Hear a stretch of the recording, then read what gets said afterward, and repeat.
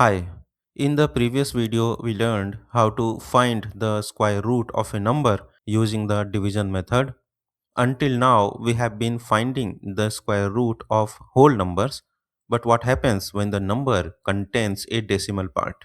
In this video we will learn how to find the square root of a decimal number. Since we have already learned how to find square root using division method, we will use the same method here as well with a few additional steps to handle the decimal part. Okay, let us begin with an example. We will find square root of 10.24. Here also we need to follow a few steps. For the first step, we will place the bars. To find the square root of a decimal number using the division method, we first place bars over the digits, right? For the whole number part, we place a bar over every pair of digits starting from the right hand side. Here, the whole number part is 10, so we place a bar over 10. For the decimal part, we also group the digits in pairs starting from the decimal point and moving towards the right. Okay, here the decimal part is 24, so we place another bar over 24. Okay, here the first bar, that is the blue bar, represents the whole number part, and the second bar, that is the red one, represents the decimal part. Okay, for the second step, we need to find the first digit of the square root.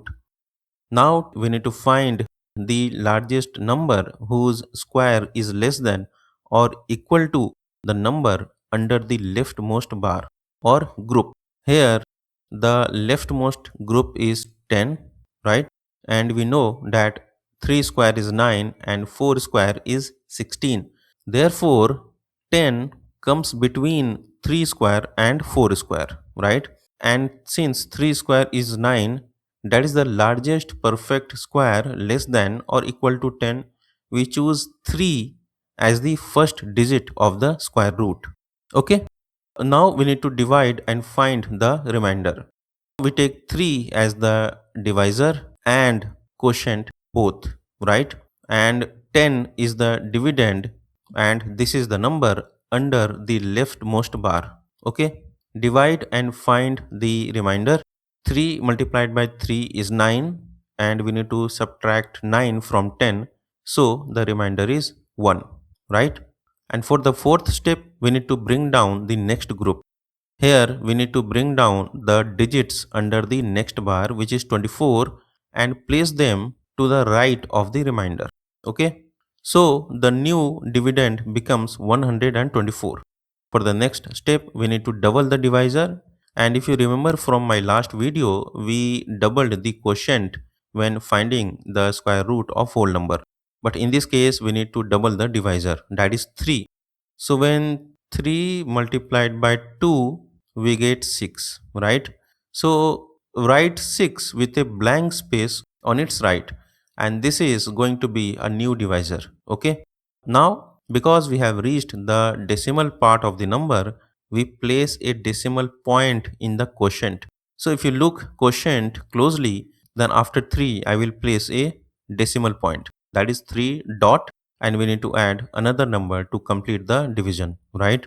And the blank space after 6 will be used to find the next digit of the square root. Okay, for the next step we need to find the next digit. Now find the largest possible digit that can fill the blank after 6. This digit will also become the next digit of the square root. The digit should be chosen so that when the new divisor is multiplied by this digit, the product is less than or equal to the dividend. And in our case, the dividend is 124, right? Let us try 2. That is when 62 is multiplied by 2, then we get 124. So in the blank, we will have 2, right?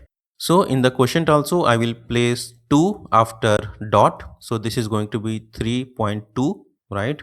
Since the product, that is 62 multiplied by 2, is 124, 124 is exactly equal to the dividend So we choose 2 as the next number in the quotient. That's what we have written, 3.2.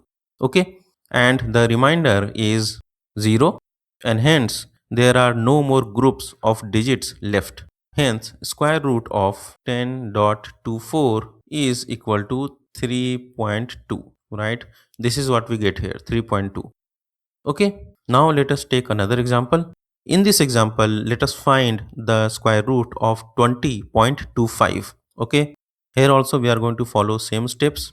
For the step 1, we need to place the bars. In this example, the whole number part is 20, so we place a bar over 20. The decimal part is 25, so we place another bar over 25, right? For the step 2, we need to find the first digit of the square root. Now find the largest number whose square is less than or equal to the number under the leftmost bar, which is 20. We know that 4 square is 16 and 5 square is 25. Therefore, 20 comes between 4 square and 5 square, right? Since 4 square is equal to 16 is the largest perfect square less than or equal to 20, so we choose 4 as the first digit of the square root. Now divide and find the remainder.